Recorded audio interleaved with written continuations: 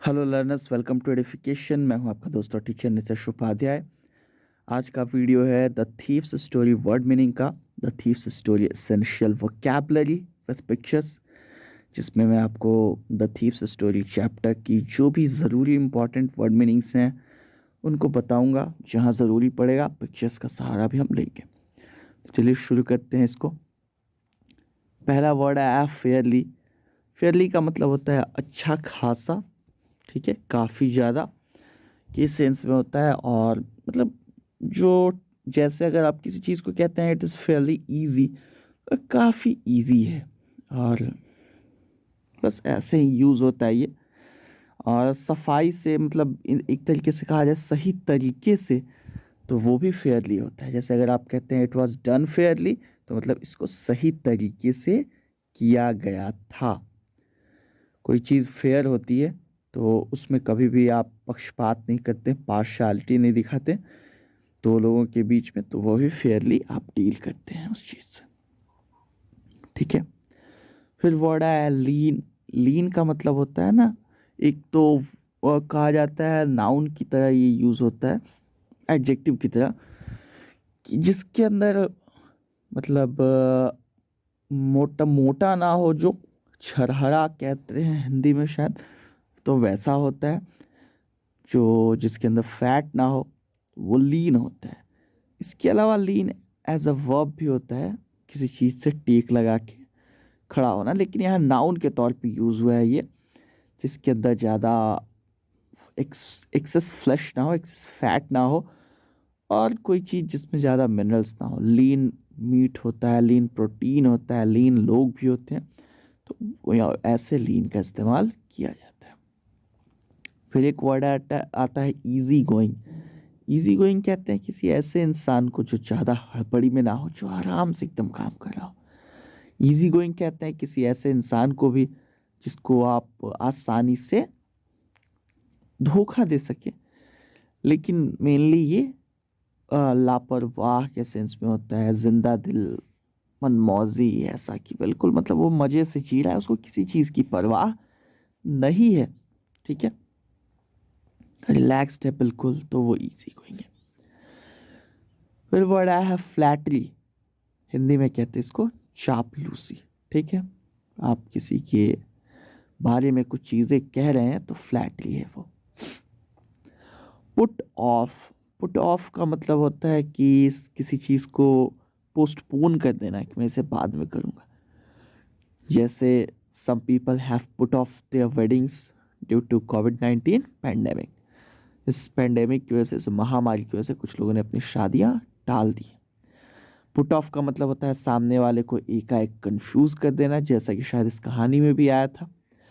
Put off का मतलब होता है किसी चीज़ को मतलब किसी इंसान के अंदर का उत्साह खत्म कर देना, ठीक है, किसी को शर्मिंदा कर देना। तो इन अलग अलग सेंसेस में पुट ऑफ का यूज होता है। फिर वर्ड आता है मॉडेस्टी। मॉडेस्टी मतलब विनम्रता से कहा जाता है, साधारण तरीके से सादगी दिखाते हुए। जैसे अगर आपको सारा क्रेडिट दिया जा रहा है किसी चीज़ का, मान लीजिए आप कैप्टन, आपकी टीम जीत गई, आपको सारा क्रेडिट दिया जा रहा है, लेकिन आप कह रहे हैं कि नहीं नहीं मैंने ज़्यादा कुछ नहीं किया, मेरी टीम ने किया है, तो आप ये चीज़ मॉडेस्टी के साथ कह रहे हैं, यानी मॉडेस्टली कह रहे हैं, और आप वहाँ मॉडेस्ट बन रहे हैं, ठीक है। तो इन चीज़ों को समझिए। ग्रंटिंग जो किया है, ग्रंट से हल्की सी जो गुर्राहट होती है ना, निकलती है जानवरों के मुंह से, कभी कभी वैसे ही हम भी निकालते हैं, आप भी निकालते हैं, तो वो होता है ग्रंट।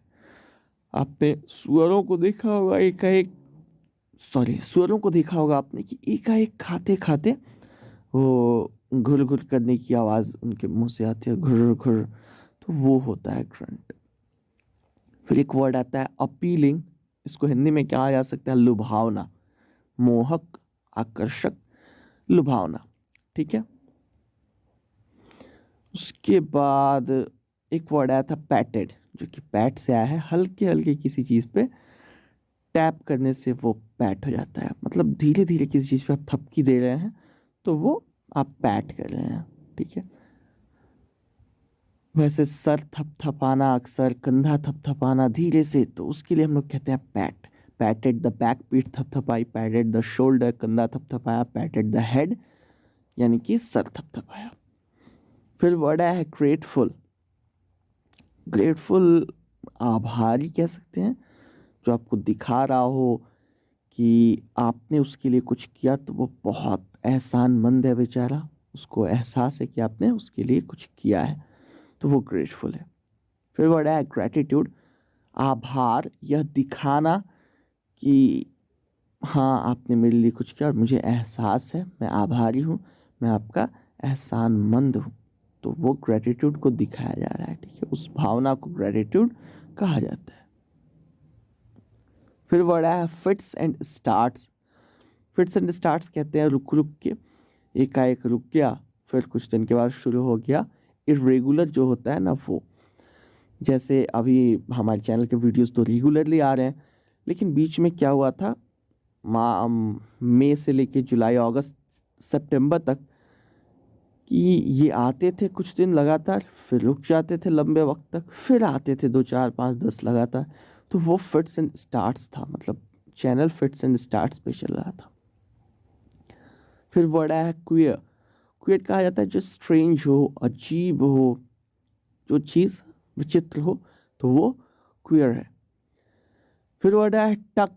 टक का मतलब होता है खोस लेना, घुसा लेना। आप लोग शर्ट वगैरह अंदर करते हैं तो आप टक कर रहे होते हैं, बच्चों को सुलाया जाता है तो टक इन किया जाता है। ठीक है। फिर वर्ड आया है साइड, जो कि साई से आया है। साई का मतलब होता है गहरी सांस लेना, गहरी सांस खींचना, कई बार छोड़ने के लिए भी होता है गहरी सांस। निश्वास इसको हिंदी में कहा जाता है। पढ़ते हैं इसको साई, नॉट शाई। शाई SHY, श, शाई शर्मिंदा, और ये साई SIGH, साई मतलब गहरी सांस, निश्वास। फिर वर्ड आता है क्रॉल्ड, जो कि क्रॉल से आया है। क्रॉल मतलब होता है रेंगना, और क्रॉल्ड मतलब रेंगा। रेंगना जैसे आप देखते हैं ना, बच्चे रेंगते हैं दोनों हाथ पांव नीचे करके, छोटे बच्चे। और जानवर तो रेंगते हैं, सांप रेंगता है, जो कॉकरोचेस होते हैं वो क्रॉल करते हैं, जो कैटरपिलर होते हैं, कीड़े होते हैं छोटे छोटे, वो जमीन पे रेंग के चलते हैं, क्रॉल करते हैं। फिर वर्ड आता है डैश्ड, जो कि डैश से आया है। डैश का मतलब होता है तेजी से भागना, तेज गति से भागना। आ, अक्सर ये छोटी चीज़ के लिए कहा जाता है, मतलब एक छोटी सी दूरी दौड़ी, बट बड़ी के लिए भी यूज़ होता है। ठीक है, तो डैश का मतलब होता है तेज से भागना। फिर एक वर्ड आता है डिजर्टेड। इसको पढ़ते हैं डिजर्टेड, नॉट डिजर्टेड। जबकि डेजर्ट और डिजर्ट पे काफ़ी अंतर है। मैं इस पर एक वीडियो बना के आप लोगों को दे दूंगा कभी, क्योंकि कन्फ्यूज़न है, काफ़ी है। भले आप कन्फ्यूज़ ना हो, लेकिन बहुत से लोग कन्फ्यूज़ होते हैं। तो खैर, डिजर्टेड किसके लिए यूज़ होता है? डिजर्टेड कहा जाता है जिस चीज़ को छोड़ दिया गया हो, या जहाँ दूर दूर तक कोई ना हो। जैसे कोई डिजर्टेड कॉरिडोर है, यानी गलियारा है, तो वो सूना है एकदम, बिल्कुल दूर दूर तक लोग उसमें नहीं है, जैसे ये है डिजर्टेड कॉरिडोर। इसके अलावा डिजर्टेड एरोप्लेन है, ये आप देख सकते हैं, जिसको छोड़ दिया गया हो। आपने रेलवे में अगर जर्नी की होगी अपने रेल से, तो आपने देखा होगा अक्सर अबैंडन्ड बिल्डिंग या डिजर्टेड बिल्डिंग लिखा गया होता है। अबैंडन्ड मतलब जिसको छोड़ ही दिया गया हो, जिसका इस्तेमाल ना हो रहा हो। डिजर्टेड जहाँ उस वक्त जहाँ लोग दूर दूर तक ना हो, थोड़ा अंतर तो आ ही जाता है। फिर वर्ड आता है क्यूरियस। जिज्ञासु के सेंस में होता है, जिसके अंदर जानने की इच्छा है, वो होता है क्यूरियस। इसके अलावा विचित्र के लिए, जैसे अभी क्वियर आया था, वैसा ही विचित्र के लिए होता है जो चीज़ यूजुअल ना हो, देख के आपको लगे ये तो अजीब सी चीज़ है, तो वो बड़ा क्यूरियस है। ठीक है, बड़ी क्यूरियस चीज़ है, या बड़ी क्यूरियस केस है। ठीक है, इस पे एक आपने कहानी भी पढ़ी होगी, the curious case of doctor Jekyll and mister hide. फिर वर्ड आया कैरेजेस, जो कि कैरेज का प्लूरल है। किसी भी तरीके का ऐसा व्हीकल होता है ना, जो चक्कों पे चल रहा हो, मोटर लगी हो या हॉर्सेस हो, तो आप उसको कैरेज कह सकते हैं। रेलवे का एक जो डिब्बा होता है उसको भी कैरेज कहते हैं। अब देखिए, कैरेज से ही कार निकल के आया है, जो हम लोग कॉमनली कहते हैं। रेलवे के डिब्बे को भी लोग को कार कहते हैं, और कार को तो कार कहते ही हैं। बेसिकली वो कैरेज का शॉर्ट फॉर्म है। ये कैरेज है जैसे एक बग्घी है और ये भी एक कैरेज है। फिर वर्ड आता है करियर। कैरियर भी पढ़ते हैं लेकिन करियर भी काफ़ी पढ़ा जाता है इसको। करियर कहा जाता है वो चीज़, आपका जो पेशा है या आपका जो नौकरी है जिसमें आप हैं, जिसके लिए आपने शिक्षा हासिल की, वो आपका करियर है। ठीक है, जिस चीज़ में भी आपने लंबे वक्त तक काम किया वो आपका करियर है। जिस पे आप काम कर रहे हैं वो आपका करियर है।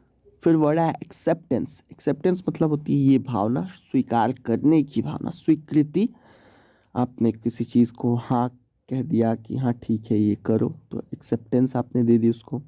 आपने अपना एसेंट दिया, आपने एक्सेप्टेंस दी।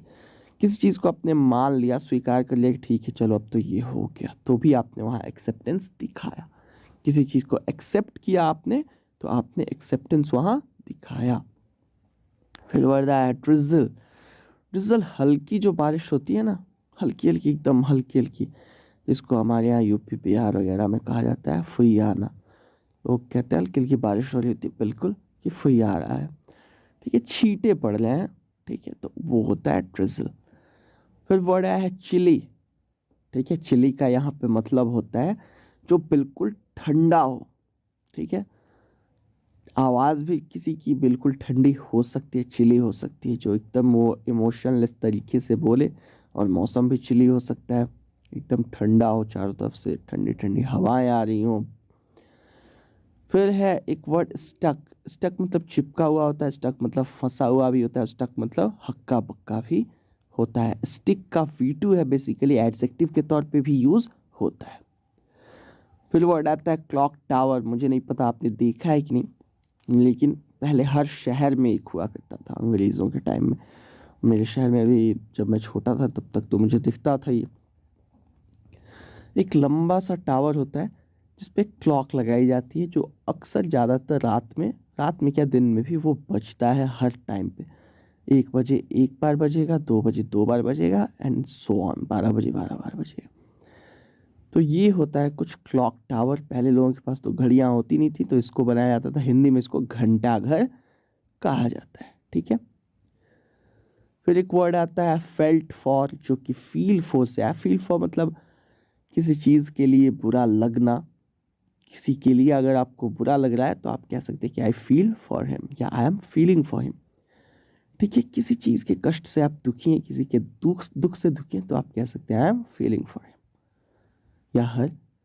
फिर वर्ड है डैम्प। डैम्प जो गीली चीज़ हो ना, हल्की फुल्की, उसको कहा जाता है डैम्प। जैसे आप वाइपर से साफ़ करते हैं वो अपना बोर्ड, वाइट बोर्ड, तो आप उसको अक्सर डैम्प करके लाते हैं तब साफ़ करते हैं। तो बस इतने वर्ड्स थे जो मुझे ज़रूरी लगे। अगर आपको लगता है कि इसमें कुछ ज़रूरी वर्ड्स हैं जो मैंने छोड़ दिए तो आप लाइन बाय लाइन एक्सप्लेनेशन वाला वीडियो ज़रूर देख लें। आपको प्लेलिस्ट में मिल जाएगा वो।